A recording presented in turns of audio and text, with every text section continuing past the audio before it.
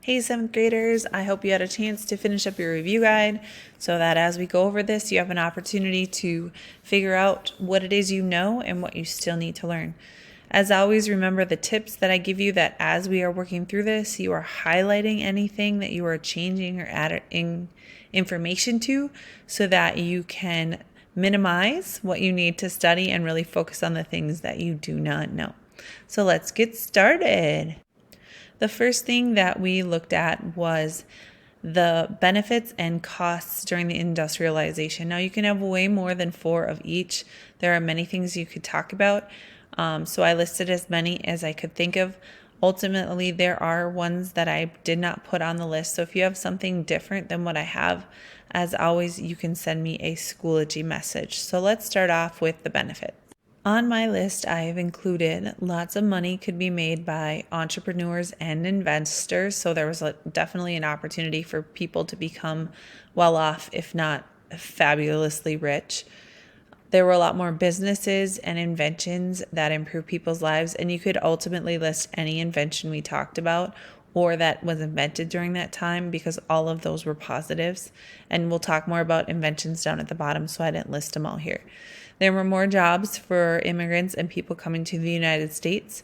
There was starting to be rights for workers because of labor unions, and cities were growing, which provided a lot of different opportunities. As far as costs, these are the ones that I wrote down. So you could have started with tenements, but you need to be specific. So you need to talk to me about tenements and how they were not such a great thing, such as the fact that they were cold or hot because they didn't have any type of air temperature control. Most of them had no bathrooms or running water, no windows, and many people lived in the one-room apartment that it was. There was a lot of unsanitary conditions. The streets were filled with garbage and diseases could spread quickly. Working conditions were not great. They had poor pay, long hours, major safety injuries. If they got hurt, they could get fired or lose their job, and then they still had to pay their medical expenses. The fact that there was child labor at all and that children would get lifelong injuries or were handicapped or disabled from the jobs that they did when they were little.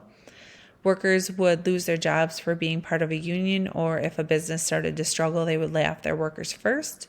And last but not least, government corruption by big business, which we talked about with our vocabulary words of trust and monopolies. So this is an overview of both sides, and as you can see down here in red, these are not all of the reasons that you could have. If you do have anything on your list that you're unsure about, send me a Schoology message and I'll get back to you as soon as I am able. The next thing you needed to do was basically create an outline for a paragraph, and I gave you the topic sentence and you could choose either one. That the costs, the negatives outweigh the good, or the good outweighed the bad. So you're going to circle, or you have already, circled one of these, and then down below, you are going to provide evidence to support your thinking. Remember, it's a personal choice. You can have either one as long as your evidence supports what you circled. And my hint is to use this T-chart above to either identify good things that happened or bad things that happened for your evidence. Then you needed to go through and define each one of your vocabulary words. I asked you to do this in your own words.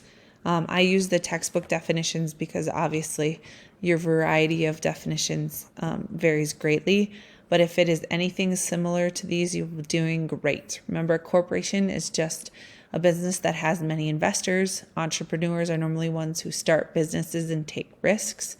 Laissez-faire means the government's not making laws for big businesses, which also leads to them abusing their power. Trusts are when corporations join together so they can reduce anybody who wants to compete with them, basically eliminate them and control prices. Monopolies means that they are controlling all production and sales of a product or service. Mass production is using interchangeable parts to build things quicker, and ultimately it makes them cheaper. Labor unions are people who are joining together to fight for better wages and working conditions. Urbanization is the growth of cities. Profits is the money you earned after subtracting what it already cost to start it or run the business. And then investing is when you use money to buy stocks or shares in a company. And if you have questions about any of these, once again, send me a Schoology message. For labor unions, ultimately, they were working for more pay, fewer working hours, and better working conditions. And this is more about safety.